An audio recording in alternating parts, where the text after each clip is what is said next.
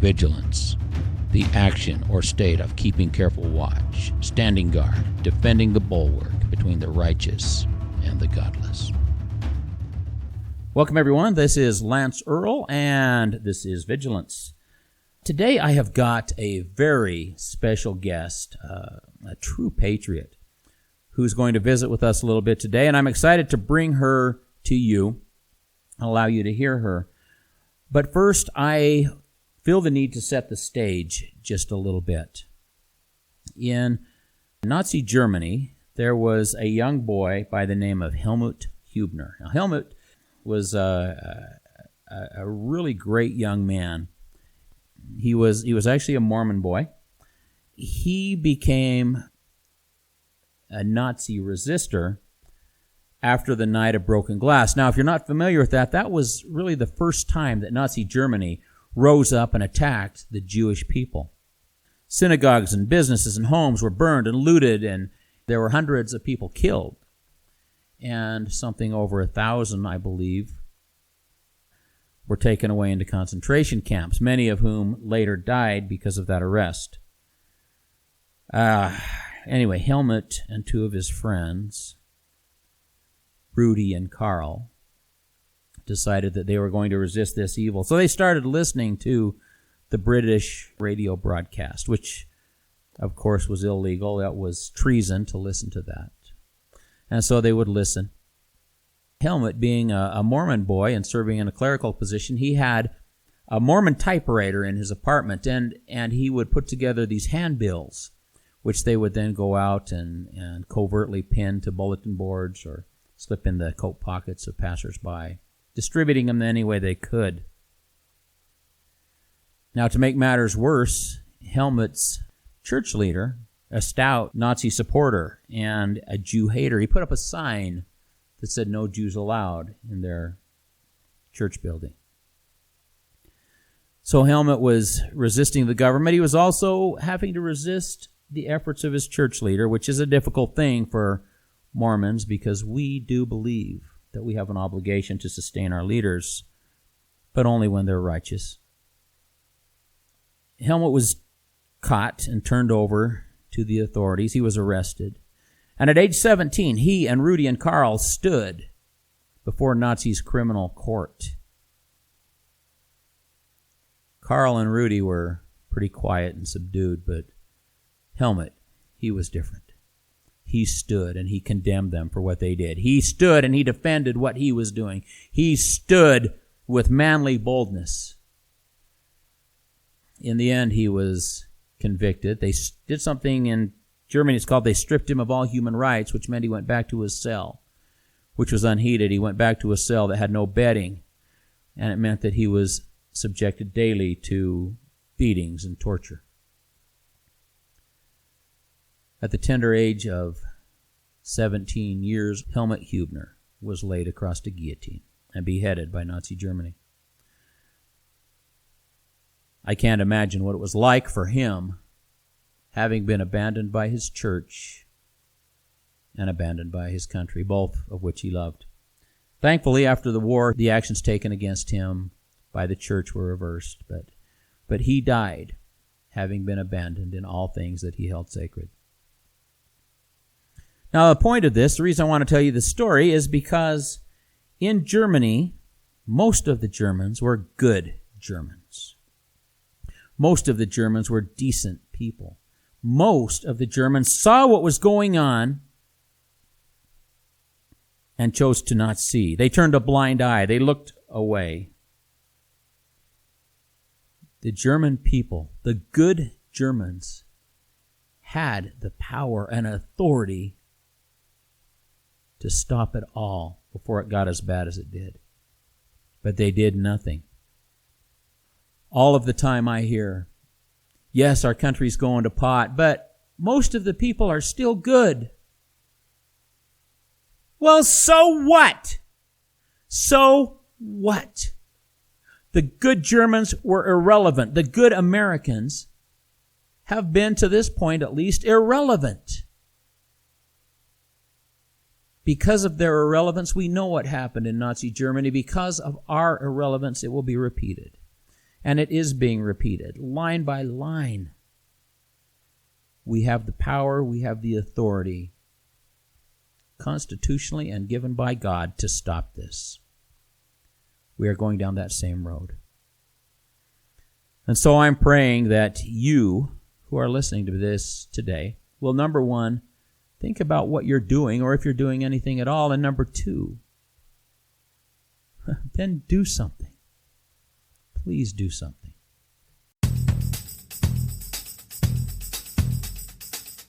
Freedom is not free, but I can help. I offer a set of fundraisers that include advanced firearms training, defensive law seminars, constitution workshops with a focus on the local solution. Now, why the local solution? It's simple. Government of, for, and by the people must always be close to the people. Hey, give me a call, 208-317-9843. Let's talk freedom. Hey, I'm back. Today I've got a guest that I think you're going to really enjoy hearing from. She is really an incredible patriot. It's my pleasure to welcome Sherry DeValle to Vigilance. Welcome, Sherry. Thank you. Can you hear me okay? I can hear you. So, Sherry, you've been rather busy the last few weeks. Why don't you tell the folks what you've been up to? I have been in Portland, Oregon, covering the Maller protest trial, as some people call it the Bundy trial. I've been there since they started on the 7th of September with jury selection, and I intend to be there to the end. I'm gonna see this thing through as long as God allows me to do that. Well, good for you. I know that comes at a great sacrifice, Sherry, and speaking not just for myself, but speaking for many, we are grateful for your efforts. Anything I can do to help, my sacrifice is not as great as those defendants right now. Absolutely. And speaking of those guys, before we get into the specifics of the trial, those that know me know that I'm kind of a nut for the Constitution. So I picked up my Constitution and I was reading it, and I know that that's kind of an un-American thing to do today, right? Uh-huh. At least that's what they're telling us. So I'm reading it, and the thing that concerns me the most about what's been happening, not just with the Bundys, but with our other political prisoners, 4 of them actually from Idaho, it troubles me because the Constitution is very clear. It gives the federal government policing authority over only a couple of issues. Counterfeiting is an issue that the federal government can prosecute for inside the states. Treason is another. And what's very frustrating here is that the Bundys, of course, they weren't involved in counterfeiting. And in order for them to be involved in treason, they have to, be doing something in concert with our enemies. They didn't do that.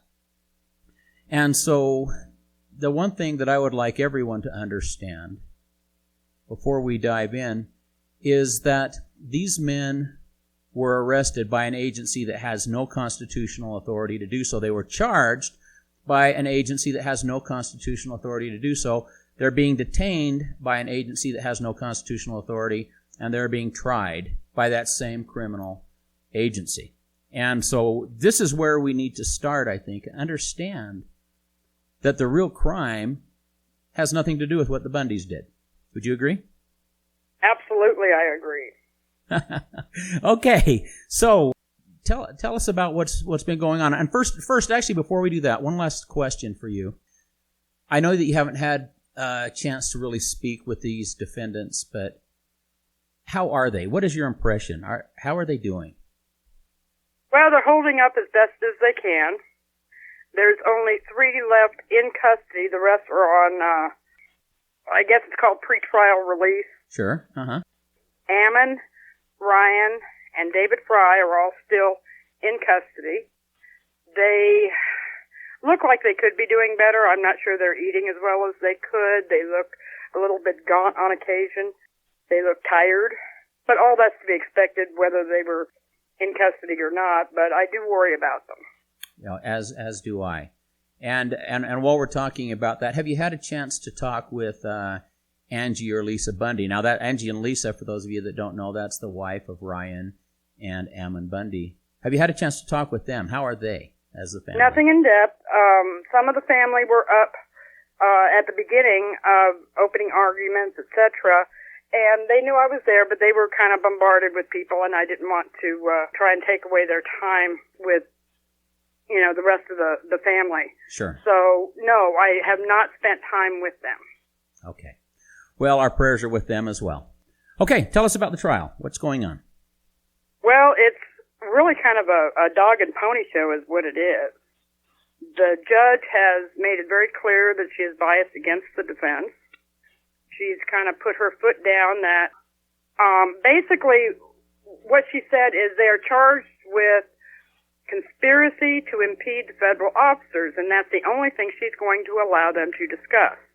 She will not allow them to discuss the Hammond case, which is what brought them there. She's not going to allow discussion on the case itself or the merits of it. She's not going to allow discussion on the Constitution. She's not going to allow discussion of the FBI cover-up into Lavoie's murder. She's put her foot down on all of this. Now, that doesn't mean the government can't discuss it. It means that the defense can't discuss it. Okay, I'm curious about the Constitution, because this should be the overriding law that governs everything. Specifically, how has she said that the Constitution can't be discussed? Absolutely, I can explain that. Number one, at the opening arguments, Ryan tried to pass out pocket constitutions to the jury, and she refused to allow that. She did go so far as to throw one pocket constitution into the pile of evidence going to the jury, but that's all she would allow as far as that goes. She would not let him read from a legal dictionary. She would not let him read from the Constitution. She has said that she will explain the law to the jury, and her explanation is all they can base their ruling on. Okay? Wow. Yeah. Wow. That is insane. This whole thing has got to be based on these constitutional principles. Well, she went so far as when they were doing jury selection, there was a gentleman outside handing out pamphlets on jury nullification. Okay. He asked every juror whether or not they had received this pamphlet or even been offered the pamphlet, and made them swear that they won't look at anything like that because, well, jury nullification is just not right. Well, now, she didn't say it was illegal. She said it was just not right. It goes against the law. Okay, let's just take a minute for those that may not know what jury nullification is. Jury nullification has a very real purpose in our legal system, in our judicial system, because at times we do have rogue attorneys, rogue judges, and it sounds like we've got one here now. And the jury nullification makes it possible for jurors to say, look, what you have just told us, Judge, what is her name? I forget her name. Anna Brown. Judge Anna Brown, you have explained the law to us, and that law does not match up with our understanding of the Constitution. Therefore, we are going to nullify your opinion, and regardless of what you say the law is, we're going to vote not guilty. Juries have the right to overrule a judge when a judge is outside of the Constitution. That is what jury nullification is, and it's important that we understand that. There are some very good examples of jury nullification in history, if anybody wants to look them up. One of the ones I like to cite is Prohibition. Okay. The government enacted Prohibition, and it took several small cases of individuals being charged and tried for illegal booze, and for the jury to say, look, this is ridiculous. We don't want to be doing this anymore. They kept using jury nullification, and pretty soon so they're just kicking people buying loose. it, and they overturned it. Perfect. Beautiful. Okay, so that's jury nullification. So jury nullification is not right. The Constitution is not right. Judge Anna Brown's opinion of what the law is the only thing that is right. That's what I've gotten so far. Am I correct? Absolutely. Okay, let's continue. What else is going on? Well, like I say, the government is allowed to bring in evidence, such as they brought in the evidence of the illegal dead man's roadblock on January 26th that resulted in the murder of Lavoie. Sure. They brought in his guns physically and put it in there and said, this is, these belong to Lavoie. They did all this, but nobody could respond to any details of that event other than, and this is what the judge decreed, the fact that Lavoie was killed by law enforcement officers. That's all the defense is allowed to say. Okay, now the government can go on to explain what they want, but the defense, she's gone so far as Mr. Mumford, Ammon's attorney, tried to formulate questions pertaining to this event. Uh-huh. She told him and the rest of the defendants and their attorneys that if they bring it up again, she's going to cite them for contempt of court and fine them $1,000 every time they do it. Okay. That includes whether or not they say, was Lavoie shot 3 times in the back? That would be a $1,000 fine. Okay? Did you understand the laws when you were part of this roadblock? That would, she's not going to allow that either. She's not allowing anything that might present a defense. Now, the reason this is important, she claims that the events of January 26th had no bearing on the entire month of January that they were at the refuge. Okay. Those events did not have any bearing on their state of mind during that entire month. But the fact is there were some people, including the final 4, that had a very great bearing on. Now, you've got to remember, Jeff Banta only arrived there the night of the 25th. Okay? So now that was the day before Lavoie was killed, is that correct? Yes. Within 24 hours, a man that he had shook hands with and got to know a little bit was dead at the hands of the government. Now, they're in fear for their life over there from the government. Sure. And that's why they didn't want to come out. But they're not allowed to discuss that because, according to Judge Brown, that's not relevant. She's actually used the word irrelevant. Wow. Okay. Ooh. This is actually a perfect case of where jury nullification should come into play. And because, actually there's so many things that are broken here. If Ammon and Ryan want to make a constitutional argument, which certainly should be allowed, it's the supreme law, then the jury must have pocket constitutions so that they can reference those things and learn for themselves and learn the truth. Otherwise, they're being led down the road, being told what the law is by a judge who is apparently afraid of the Constitution. Oh, yeah. She won't allow discussion on adverse possession. She won't allow discussion on anything. She is very afraid of it, and their whole defense is based on the Constitution. She said she does not want to discuss federal land ownership and whether or not it's right. She won't allow the jury to hear any of it. They have a great constitutional argument, and everybody would be able to see it, except they're not being allowed to. Wow. That's one of the things that's really frightening because, my biggest thing all along is, we have one of our Idaho political prisoners, Eric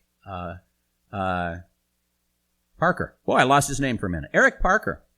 I think he has the heart of a patriot. I think he's a great guy in a lot of ways, but I think he made a mistake while he was in Nevada in pointing his gun at those people. Whether he was justified in doing it or not, it was a stick that the federal government has since used. And my argument all along has been, if people are to be charged in any of the things that they have done, they need to first of all be charged by the ones that have constitutional authority and constitutional powers delegated to them. And that's why this constitutional argument is so important, is because those that are bringing charges, those that are prosecuting, those that are incarcerating, are outside of the law. They are the criminals. And the jury, being probably, just a group of good, honest Americans, but ignorant in all facts constitutional, as are most Americans, they won't know the difference. That's what's frightening. Yes, it's very scary, and we're all under this kind of tyranny. People don't realize how much authority the courts and the government have taken away from the people.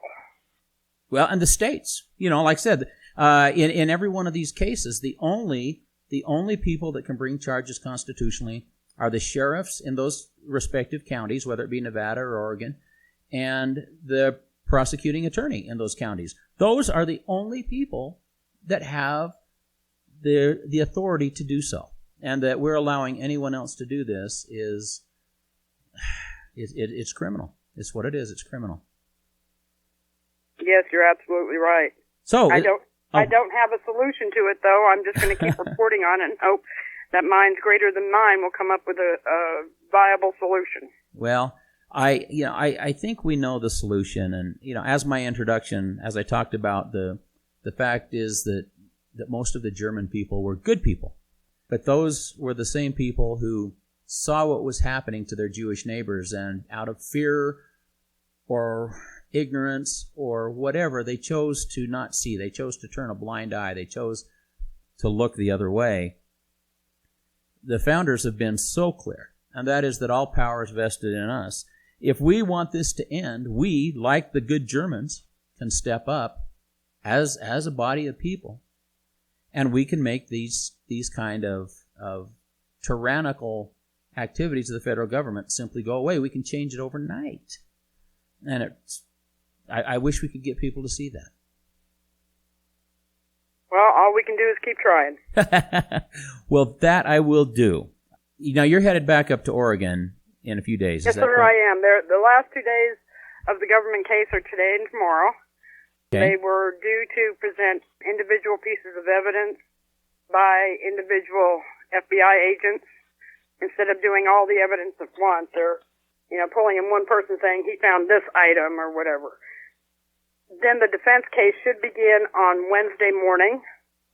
That's what's expected. It's possible to be tomorrow afternoon, but since I got a little bronchitis, I decided to take the 2 evidence days and recover a little bit. Well, I hope you do well. Portland has some very strange weather. Well, it goes along with some very strange people. But anyway, last thing I'd like to talk about, I think, before we close, is the charge is conspiracy. Now, conspiracy is, if you look at history, conspiracy is the fallback charge that tyrannical governments use. Because number one, it's almost impossible for those who are charged to prove that they didn't, because conspiracy normally happens in secret. So how do you prove that you didn't do what you would have done in secret? It's a crazy thing. But let's look at history. The Nazi Germany, they interned the Jews. Why? Because the Jews were taking over the banks. There was this Jewish conspiracy to take over the country, and blah blah blah blah blah blah blah. And so we move. We look at even our own Wounded Knee. They were doing that ghost dance, which was, as I understand it, a dance reaching out to their forebears. The federal government called it conspiracy to rise up and fight. And what did they do? They killed however many hundred at Wounded Knee. We move forward. The Mormons in Missouri, they went there, and regardless of whether you agree or disagree with that faith is immaterial, but they went to Missouri, and Governor Boggs issued the extermination order. The Mormons must be driven from the state or exterminated. Why? Because conspiracy. That was a slave state, and all these northeastern Mormons were coming in, and they were taking over the vote. They were conspiring to take over the state. We go on to the Japanese. In turn, these were good American families, and they were put away. Why? Because of conspiracy. They said they are conspiring to help the Japanese forces. Conspiracy is the government fallback when they have nothing else. And if you look at every one of these incidents that I just shared, conspiracy was the reason used, and history has always proven it to be wrong. At least that's how I see it. You are absolutely right on all that. It's scary how they can do an all-encompassing charge like that with no evidence. But it doesn't mean they don't need evidence, okay? The way, for example, this trial is being stacked, they aren't going to need evidence to prove conspiracy. Just the Right. fact that they were all there together was enough. Right. Yep. And the government has just totally, if I heard right, when this country was founded, there were 3 crimes that were listed as federal crimes. Now there are hundreds. That's exactly right. That's exactly right. And again, you go through the Constitution. We already talked about counterfeiting. We talked about treason, crimes on the high sea. These are the things that were federal crimes. Everything else was left to the state. And That's right. The federal government's taken over. Well, listen, will you do me a favor when you get back to Oregon? Absolutely. First of all, don't get sicker in that weird weather. And if you get a chance, if you have an opportunity to speak with either Angie or Lisa, you let them know that America's on their knees, that we are praying for their families, and we are aware of them, and we're hurting with them. We're just lifting them up to God in every opportunity. And so, like I said, if you have an opportunity, please pass that on, because they're difficult to reach. I've tried, and they're going through so much, it's hard. So, absolutely. As soon as they get back to Oregon, they have to go back and forth because they just still have to take care of their families, right. And their funds aren't allowing them to stay for the duration. They have come for short periods of time, and I'm hoping that they'll be there this week for, the defense case. And we'll see. We'll see if they're able to do it. Yeah. Well, if you get the chance, please pass it on, because I know a lot of us would like to pass that on to them and just don't have an opportunity to. Well, Sherry, God bless you. Be safe, and we'll see you soon. Absolutely. I'm looking forward to telling you more of what's happening this week. Oh, well, there it is. We have an opportunity now to stand up and be counted, or to let these horrible injustices occur. And if we allow them to occur, they will eventually occur to each one of us in turn. I'm Lance Earle. I'll see you soon.